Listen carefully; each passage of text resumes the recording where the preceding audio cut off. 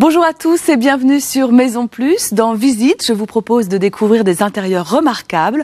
Aujourd'hui, nos architectes et nos décorateurs d'intérieur vous donnent des idées d'aménagement pour vos petits espaces. Alors, ingénieux, astucieux, modulables, de quoi vous inspirer.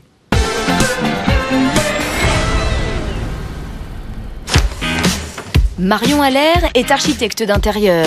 Avec son associée Héloïse, elle travaille sur différentes sortes de projets. Que ce soit du dessin de mobilier, l'aménagement d'un appartement, la construction de maisons ou encore la rénovation d'une usine. Nos jeunes architectes ne manquent pas d'imagination.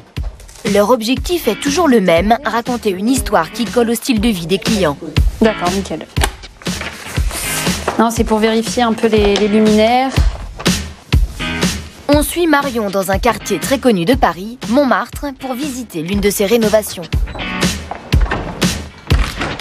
Salut Marion. Salut. Ça va? Ça va bien.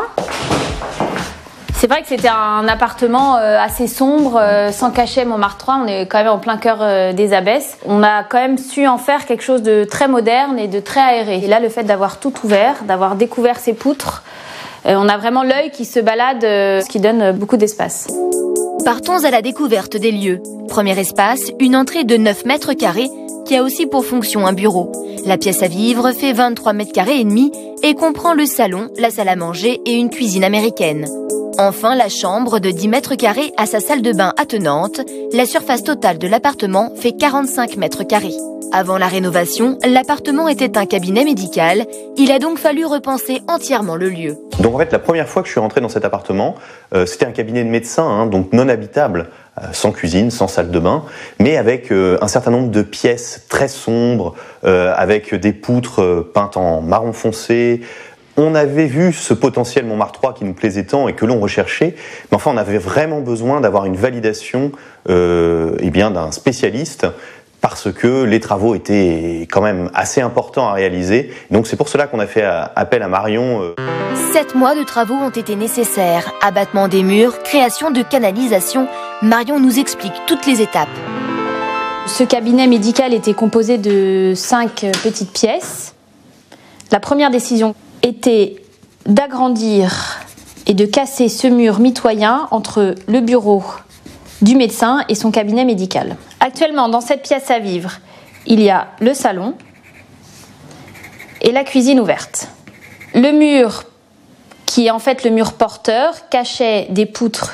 J'ai donc décidé de les ajourer pour laisser passer la lumière et surtout donner du cachet à l'appartement. Ensuite, j'ai cassé aussi le mur de son ancienne salle d'attente et de ses toilettes pour recréer un espace entrée qui va lui servir de bureau. Cet espace bénéficie de la lumière de la pièce à vivre avec les poteaux poutres qui ont été dégagés. Pour garder la notion de lumière traversante sur tout l'appartement, j'ai donc créé une cloison avec une grande verrière. Ainsi, nous avons la chambre et l'espace salle de bain. On s'est bien rendu compte qu'on avait en face de nous une longue période de travaux, 7 mois de travaux. Tout est sur mesure, tous les rangements. Nous avons dû consolider la structure existante, ce qui prend quand même beaucoup de temps. L'objectif a été vraiment de tout refaire, tout raser pour vraiment créer de l'espace, créer de la lumière. Mais le résultat en vaut la peine. Marion nous fait la visite. Nous arrivons dans la grande pièce à vivre familiale. Elle est toute ouverte, car le client voulait un esprit loft. Ici se trouvait la cloison qui séparait le cabinet médical du bureau du médecin. Inexistante au départ, Marion a entièrement dessiné la cuisine et raccordé toutes les canalisations. Elle l'a teinte en grise, comme les poutres, pour qu'elle se fonde dans l'espace à vivre. Le seul élément que nous avons gardé du cabinet médical est cette armoire à pharmacie qui sert actuellement de garde-manger. J'ai voulu délimiter cet espace sans le cloisonner avec cet élément à mi-hauteur qui permet de cacher l'évier, qui est la partie la moins sympa de la cuisine. Cette cloison a permis d'intégrer une petite jardinière. Ce petit coin de verdure devient un espace amusant à modifier au fil des saisons. Dans le salon, notre architecte a repeint les poutres en blanc afin de gagner en hauteur sous plafond.